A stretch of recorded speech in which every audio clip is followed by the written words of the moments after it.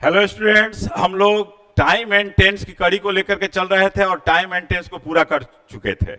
और उस time and tense के सारे लेक्चर को आप लोग देखिए, क्योंकि क्वेश्चन जो है, चाहे वो कोई भी एग्जाम हो, एसएससी सीजीएल हो, सीपीए हो, दिल्ली पुलिस एसआई हो, सीएचएसएल हो, स्टेनोग्राफर सी और डी हो, एमटीएस जीडी, एफसीआई, इवन की बैंकिंग, सारे एग्जामिनेशन का कवरेज उसमें है।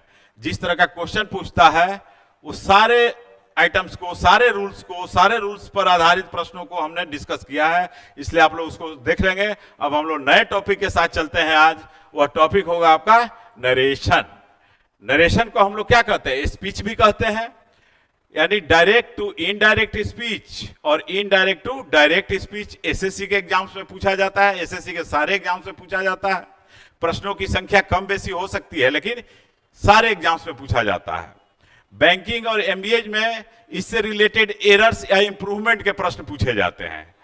इवन कि आप एकेडमिक में जाइए तो बीसीए में भी नरेशन से क्वेश्चन किए जाते हैं। तो आप लोग इस चैप्टर को माइनॉरिटली देखेंगे और समझेंगे कि किस तरह से डायरेक्ट टू इनडायरेक्ट और इनडायरेक्ट टू डायरेक्ट हम लोग ले जाते हैं। तो चलिए हम लोग स्टार्ट करते हैं। पहले यह जान लीजिए कि नरेट क्या है? वर्ब है, और इसी का नाउन फॉर्म है क्या? नरेशन। नरेट वर्ब से ही नरेशन बना है।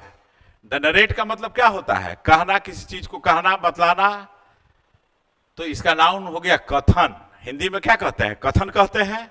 अब यह जान लीजिए कि इसका सिनोनिम होता है स्टेट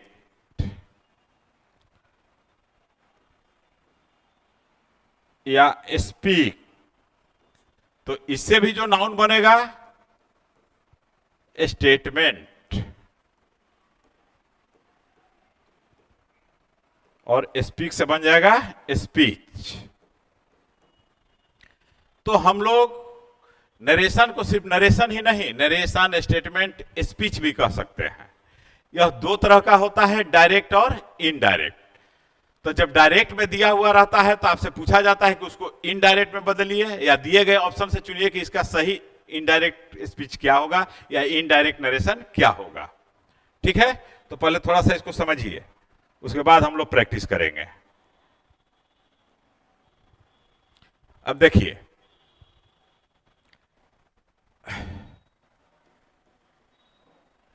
नरेशन या यूं कह लीजिए कि स्पीच, ये दो पॉपुलर शब्द हैं जो कि आपके हर एक किताबों में लिखा हुआ रहता है। एग्जामिनेशन में भी कहीं स्पीच तो कहीं नरेशन लिखा हुआ रहता है। तो यह तो होता है दो तरह का, आप सभी लोग जानते हैं।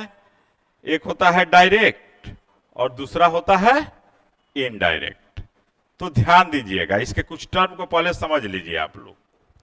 तो डायरेक्ट नरेशन में क्या होता है? एक सब्जेक्ट और एक वर्ब होता है, इसके साथ प्रीपोजिशन टू भी लगा हुआ रहता है, और उसके बाद ऑब्जेक्ट भी रहता है। तो यह जो है ब्रैकेट में जो हम लिख रहे हैं, यह दिया भी रह सकता है और नहीं भी दिया जा सकता है। यानी कि सब्जेक्ट वर्ब के बाद ऑब्जेक्ट रहेगा तो टू लगा हुआ रहेगा, ऑब्जेक्ट नहीं रहेगा तो टू नहीं लगा हुआ रहेगा। यह ध्यान दीजिएगा। और उसके बाद क्या होता है? कॉमा होता है, और उसके बाद डबल इन्वर्टेड कॉमा या सिंगल इन्वर्टेड कॉमा में भी आप इसको लिख सकते हैं। यहां भी सब्जेक्ट वर्ब ओ डब्ल्यू लिख दे रहे हैं, अदर वर्ड्स। ऑब्जेक्ट नहीं लिख करके क्या लिख रहे हैं? ओ डब्ल्यू, यानी अदर वर्ड्स। तो उसमें और भी शब्द रहते हैं। जैसे देखिए, एक एग्जाम्पल के तौर पर लिखते हैं। पहले इसको समझ गए तो इसको नोट डाउन कर लीजिए, क्योंकि इससे आगे हम अगले पेज पर बतलाने जा रहे हैं। जल्दी से नोट डाउन कीजिए या स्क्रीनशॉट ले लीजिए। ठीक है, चलिए तो इसको हम लोग आगे बढ़ते हैं और देखते हैं कि जैसे हम लिखते हैं कि ही सेज, फिर लिखते हैं कि ही सेज टू मी, फिर लिखते हैं ही सेड या ही सेड टू मी, और यहां हम कॉमा देते हैं क्योंकि कॉमा दिया हुआ रहेगा। और उसके बाद हम लिखते हैं he will go.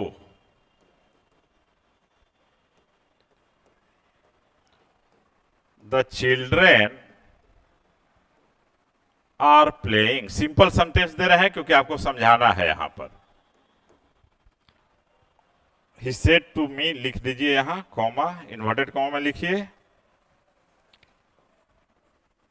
She will attend the class. चलिए ये समझिए पहले इसको. तो देखिए जो इन्वर्टेड कॉमा के बाहर है उसको हम लोग कहते हैं रिपोर्टिंग क्लाउज. क्या कहते हैं? Reporting clause. जिसमें क्या रह सकता है? ये रह सकता है, एक यहां पर छूट गया है, एक और लिख लीजिए यहां पर. दे आर रनिंग, मान लीजिए एक सिंपल सेंटेंस लिख दिए. चलिए तो ये इसको क्या कहते हैं? Reporting clause. तो रिपोर्टिंग क्लाउज में क्या है? आप क्या देखे ऊपर में बतलाए थे आपको कि सब्जेक्ट रहेगा, वर्ब रहेगा, ऑब्जेक्ट रह भी सकता है और नहीं भी रह सकता है. और इसमें भी क्या है? देख रहे हैं कि सब्जेक्ट है, वर्ब है और अदर वर्ड्स हैं नहीं. तो इसको हम लोग कहते हैं रिपोर्टेड स्पीच. क्या कहते हैं इसको? Reported speech. यह ध्यान रखिएगा, बहुत इंपॉर्टेंट टॉपिक है बेटा, इसलिए इसको ध्यान से देखना, सब समझने की कोशिश करना.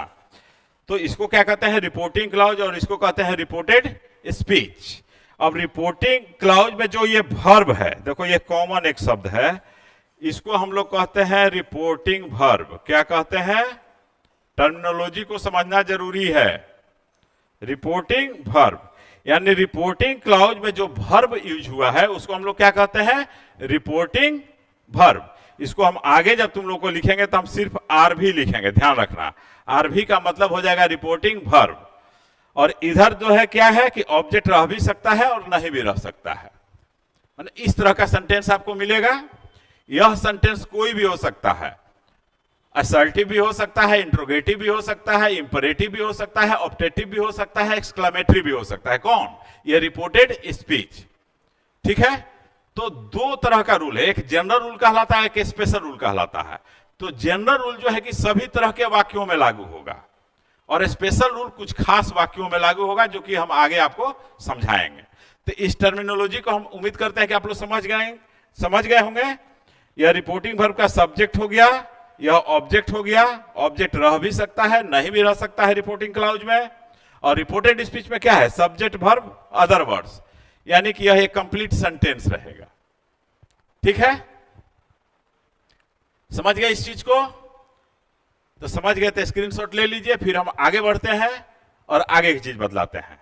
अगर इतना समझ गए तो चलिए अब आगे देखिए क्या है. अब देखिए, आप देखते हैं कि से लगा हुआ रहता है और से के साथ टू लगा हुआ रहता है जब ऑब्जेक्ट रहता है तब. तो इस से टू को हम लोग टेल में बदलते हैं. किस में बदलते हैं? टेल में. क्योंकि अब प्रेजेंट टेंस में है तो रिपोर्टिंग क्लाउज किसी भी टेंस में रह सकता है. प्रेजेंट में भी हो सकता है, पास्ट में भी हो सकता है, फ्यूचर में भी हो सकता है. उसी तरह से रिपोर्टेड स्पीच भी आप 12 जो टेंस पढ़े हैं 12 में किसी टेंस में यह रह सकता है. ठीक है. तो ध्यान दीजिएगा कि जनरली एग्जाम में जो क्वेश्चन पूछा जाता है तो प्रेजेंट और पास्ट से ज्यादा पूछा जाता है, फ्यूचर से कम पूछा जाता है, लेकिन जानना आपको सब है. तो देखिए, से के बाद टू लगा हुआ रहेगा और इसके बाद यहां पर ऑब्जेक्ट रहेगा. क्योंकि से क्या है, ये ध्यान दीजिए कि क्यों लगा हुआ रहता है. से एक इंट्रांजिटिव वर्ब है, इंट्रांजिटिव वर्ब है. और टेल जो लिखे हैं वह क्या है? यह ट्रांजिटिव वर्ब है. यह समझ लीजिए कि क्यों टू लगता है, ट्रांजिटिव वर्ब है. ठीक है. तो ट्रांजिटिव वर्ब के बाद डायरेक्ट ऑब्जेक्ट को हम लोग लिखते हैं और इन ट्रांजिटिव वर्ब के बाद डायरेक्ट ऑब्जेक्ट को आप नहीं लिख सकते हैं. उसके बाद हम लोग प्रीपोजिशन का प्रयोग करते हैं. इसीलिए आप लोग को पहले बतलाया कि से के साथ टू लगा हुआ रहेगा तब ऑब्जेक्ट आएगा, अदरवाइज नहीं आएगा. लेकिन टेल के साथ अगर टू लगा देते हैं तो यह हमेशा गलत होगा. टेल के साथ टू का प्रयोग कभी नहीं किया जाता है.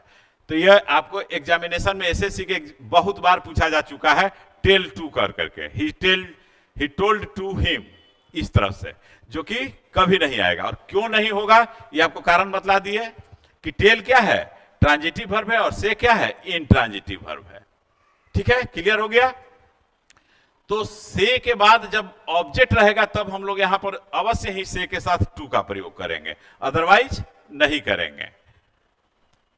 तो से टू को हम लोग जनरली बदलते हैं टेल में, तो जब से में एस लग जाएगा, जब third person singular number subject रहेगा तो सेज लिखना पड़ता है। तो सेज को हम लोग किस में बदल देते हैं, टेल्स में बदल देते हैं। और उसी तरह से जब इसका पास्ट हो जाता है, जैसे कि मान लीजिए कि सेड हो गया,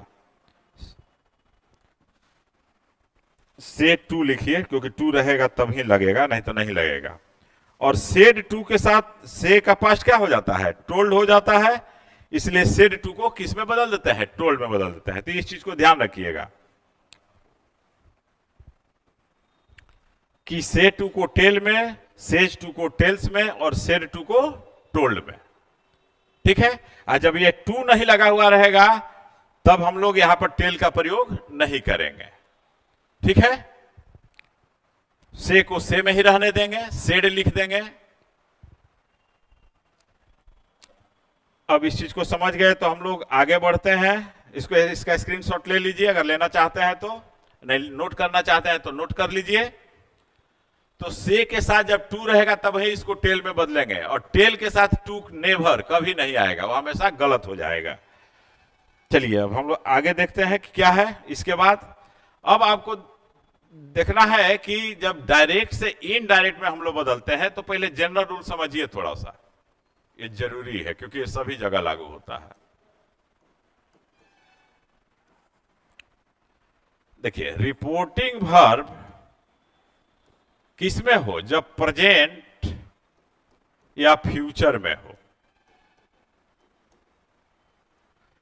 यानी रिपोर्टिंग वर्ब प्रेजेंट टेंस या फ्यूचर टेंस में हो तो क्या करते हैं, रिपोर्टेड स्पीच का टेंस नहीं बदलता है, यानी no change of tense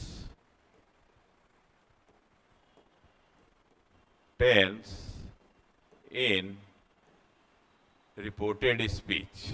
reported speech में कोई टेंस नहीं बदलेगा। जैसे हम लिखते हैं, देखिए एक एग्जाम्पल के तौर पर,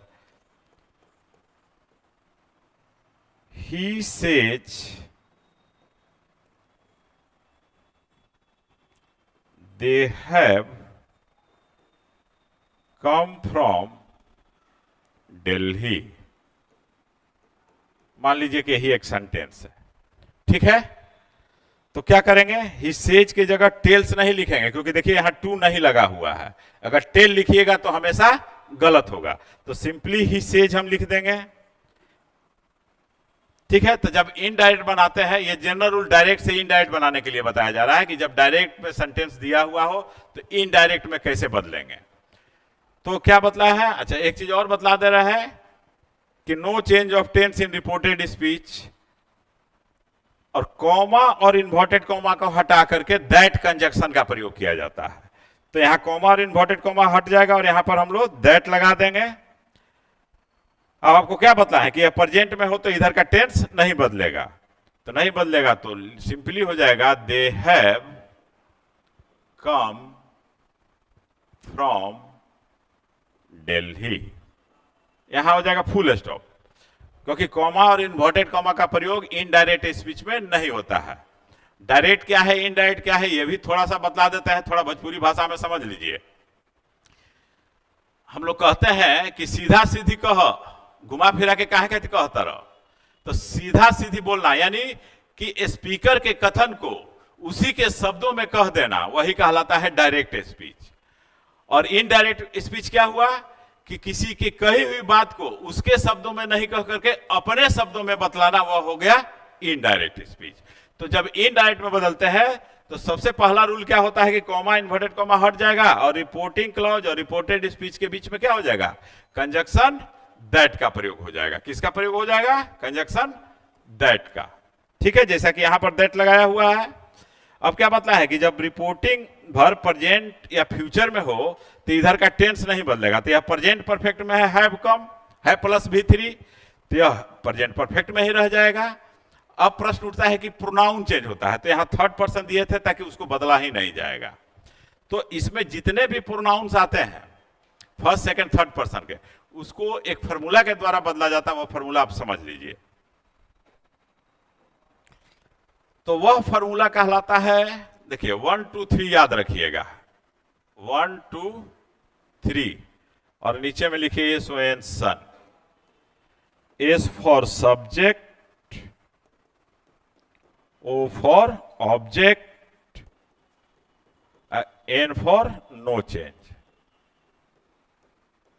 तो किसको बदला जाता है, किसके प्रोनाउन को बदला जाता है? तो रिपोर्टेड स्पीच के प्रोनाउन को बदला जाता है। तो यह चीज आपको ध्यान देना है रिपोर्टेड स्पीच में। तो देखिए अब समझिएगा, ये जो रिपोर्टेड स्पीच का सब्जेक्ट जब फर्स्ट पर्सन होगा, सॉरी, जब रिपोर्टेड स्पीच में प्रोनाउन फर्स्ट पर्सन का होगा तो वह बदलेगा रिपोर्टिंग वर्ब के सब्जेक्ट के अनुसार। आर भी और इधर लिखिए आर एस। तो रिपोर्टेड स्पीच का फर्स्ट पर्सन का प्रोनाउन ये पर्सन के लिए आता है। 1 2 3 जो लिखा हुआ है यह क्या है? Person, first person, second person और थर्ड पर्सन। ठीक है, तो रिपोर्टेड स्पीच का फर्स्ट पर्सन का प्रोनाउन बदलेगा रिपोर्टिंग वर्ब के सब्जेक्ट के अनुसार, according to the subject of the reporting verb. जो सेकेंड पर्सन का यदि प्रोनाउन यूज किया हुआ है तो वह बदलेगा किस में, किसके अनुसार? तो ऑब्जेक्ट के अनुसार।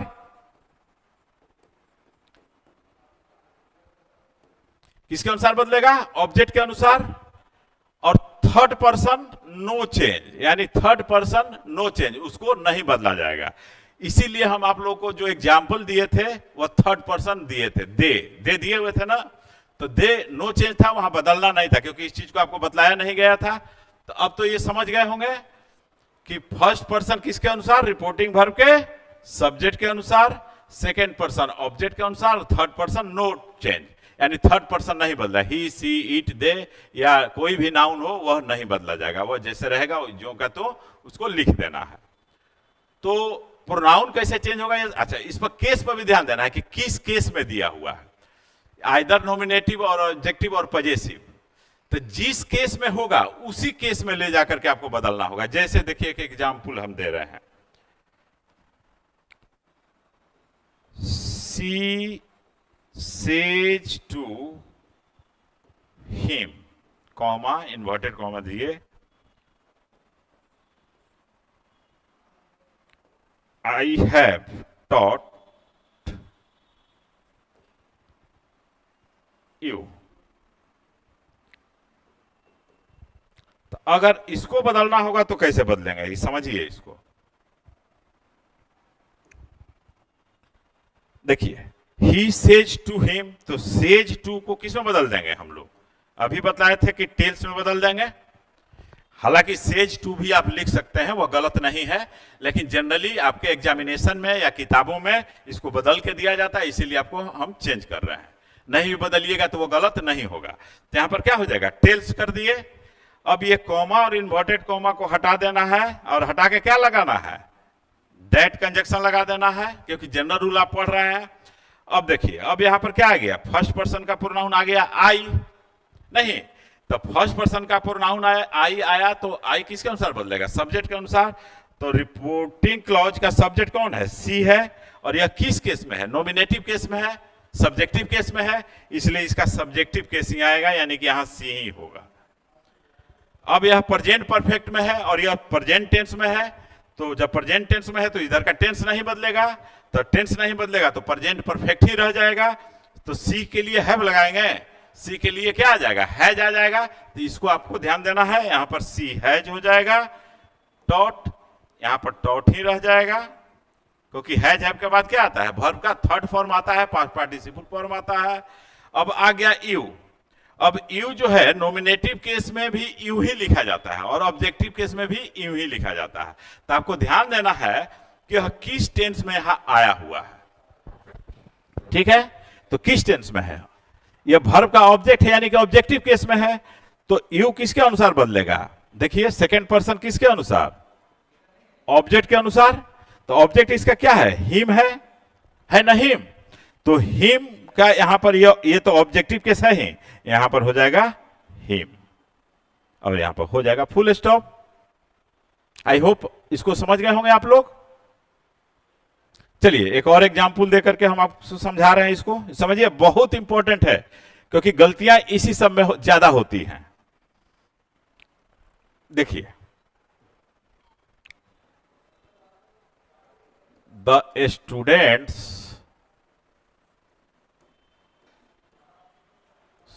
से, विल से कर दे रहे, एक फ्यूचर टेंस ला दे रहे हैं, will say to the teacher, comma inverted comma में,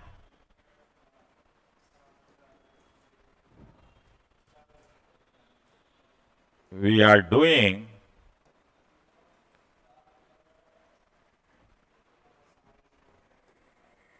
your work in our class. चलिए अब इसको बदलना है इनडायरेक्ट में। किसमें बदलना है? इनडायरेक्ट में। अब देखिए ये कैसे होगा।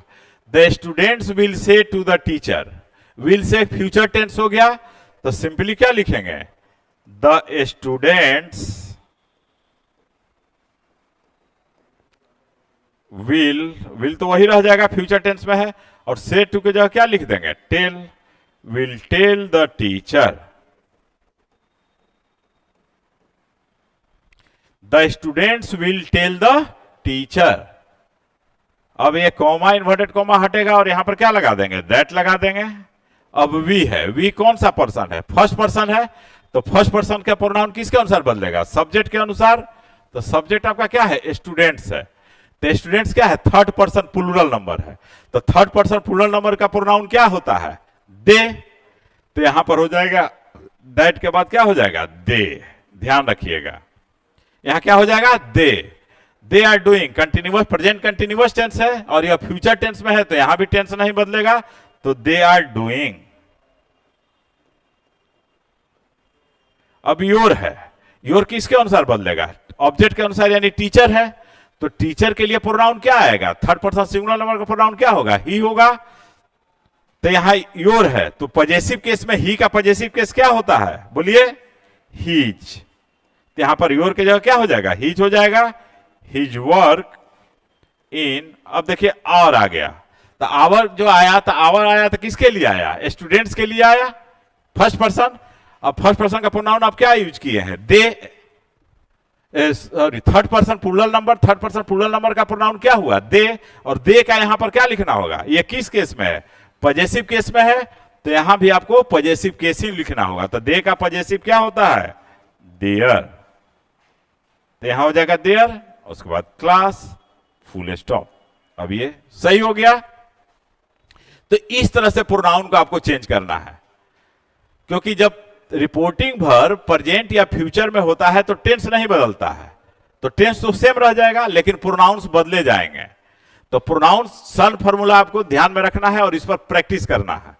अगर आपके पास बुक है तो उसे प्रैक्टिस कीजिए, पहले प्रोनाउन पर पकड़ बनाइए, उसके बाद फिर टेंस, जब रिपोर्टिंग वर्ब पास्ट टेंस में हो जाता है तब हम लोग इसको किस तरह से चेंज करते हैं उसको हम डिस्कस करेंगे। पहले इस पर आप लोग प्रैक्टिस कीजिए, उसके बाद हम क्वेश्चन देंगे और उस पर हम लोग डिस्कस करेंगे।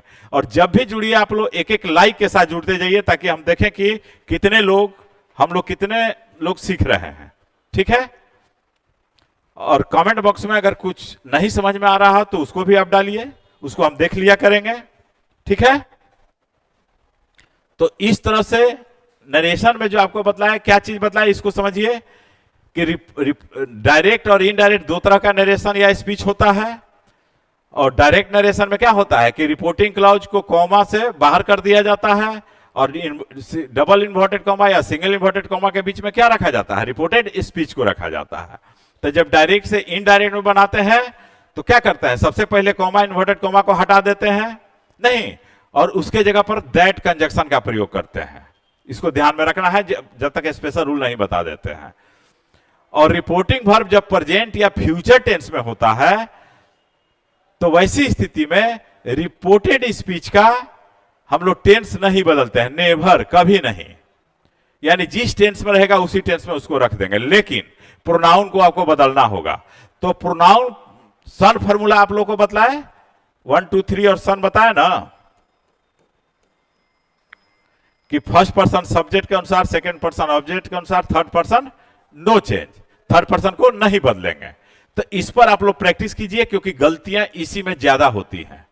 तो इस पर ध्यान दीजिए और प्रैक्टिस कीजिए, और फिर हम लोग अगले क्लास में मिलते हैं चेंज ऑफ टेंस के साथ, और सब किस तरह के परिवर्तन किए जाते हैं। पहले आप लोग इस पर प्रैक्टिस करें। That's all today, wish you all the best, have a nice day.